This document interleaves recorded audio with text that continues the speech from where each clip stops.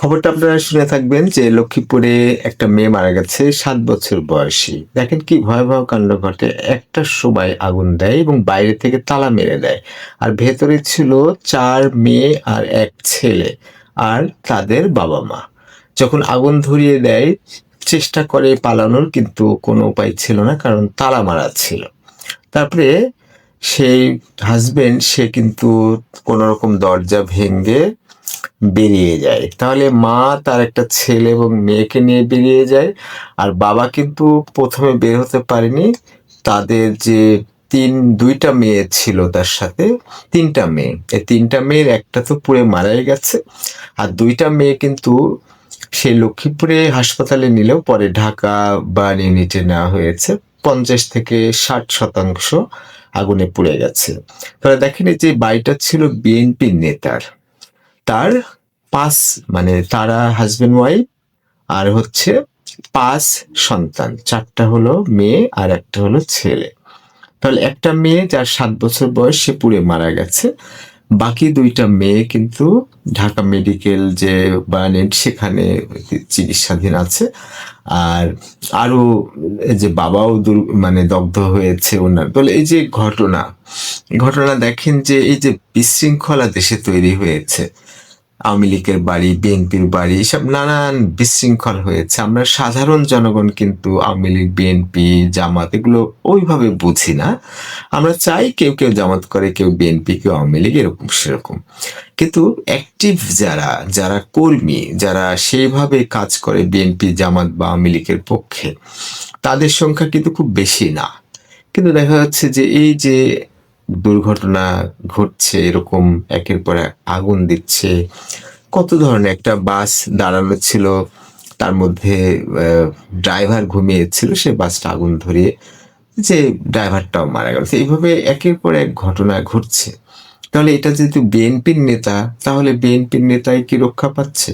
আওয়ামী লীগের ওদের কি রক্ষা আছে? জামাতের ওরা কি একটা সময় রক্ষা পাবে? এই যে বিশৃঙ্খলা।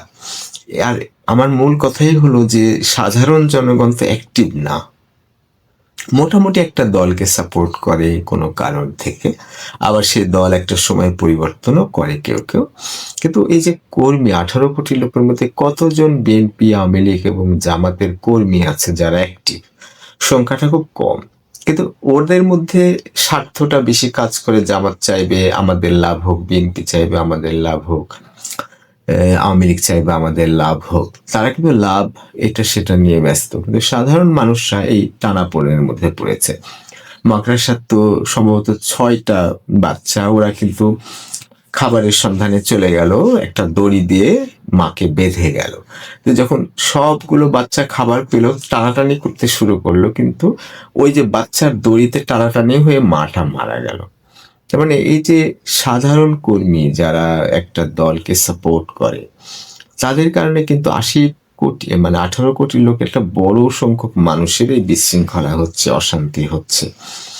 তার মানে বিএনপির বাড়িও এই অবস্থা, জামাতের হতে পারে, আওয়ামী লীগের তো গত ১.৫ বছর হলে হচ্ছে। আসলে লাভ হচ্ছে না দেশে। এই যে অরাজকতা, বিশৃঙ্খলা, বিশ্রী ব্যাপার, তাহলে কি দাঁড়ালো? লক্ষ্মীপুরের একটা বাড়ি, যে বাড়িটা বিএনপি লিডারের, সেই বাড়িতে তারা স্বামী স্ত্রী এবং ৫ সন্তান ছিল, ৪ টা মেয়ে ১ টা ছেলে। যখন তালা মেরে কেউ বা কারা তালা মেরে আগুন ধরিয়ে দেয়, তখন কোনো রকমের দরজা ভেঙে পালিয়েছে। তাহলে মা ২ টা ছেলে মেয়েকে নিয়েছে, একটা ছেলে এবং মেয়েকে নিয়ে পালিয়েছে। বাবা দগ্ধ হয়েছে, তার সাথে ৩ টা মেয়ে ছিল, একটা মেয়ে মারা গেছে আর ২ টা মেয়ে হাসপাতালে। এই যে একটা ভয়াবহ, কয়েকজন মানুষ, তার মানে ৭ জন মানুষ বাড়িতে আছে, ৫ টা সন্তান, স্বামী স্ত্রী। তাহলে বাইরে তালা মেরে আগুন ধরালো। তাহলে এখন বিএনপি জামাত আমরা জানি না, যেহেতু বিএনপির লিডার, সেক্ষেত্রে আমরা ধরে নিতে পারি কোনো নৃশংসতা হতে পারে। তাহলে নৃশংসতা যদি বিএনপির বাড়িতে হয়, তাহলে আবার মনে রাখতে হবে যে অলরেডি তো অনেক আওয়ামী লীগের বাড়িতে আগুন দেওয়া হয়েছে।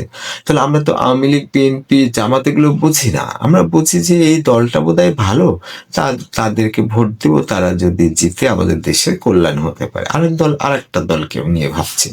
তাহলে এই যে অশান্তিগুলো কিন্তু ১৮ কোটি লোকের মধ্যে এটা বিস্তৃত, কিন্তু এটার কারণ হচ্ছে কিন্তু গুটি কয়েক অল্প সংখ্যক রাজনীতি যারা কর্মী তাদের ফলে আমাদের মধ্যে একটা অন্ধত্ব কাজ করে। আমি যখন বিএনপি করব তখন কিন্তু অন্যদের পছন্দ করব না। আমি যখন আওয়ামী লীগ করবো অন্যদের পছন্দ করব না। জামাত করলে অন্যদের পছন্দ করব না। তা আচ্ছা ভাই, আপনি জামাত করেন, আপনি বিএনপি করেন, আপনি আওয়ামী লীগ করেন, আপনারাই করেন, যা করেন করেন। কিন্তু ওইটা তো ওই জায়গায় সীমাবদ্ধ থাকবে না।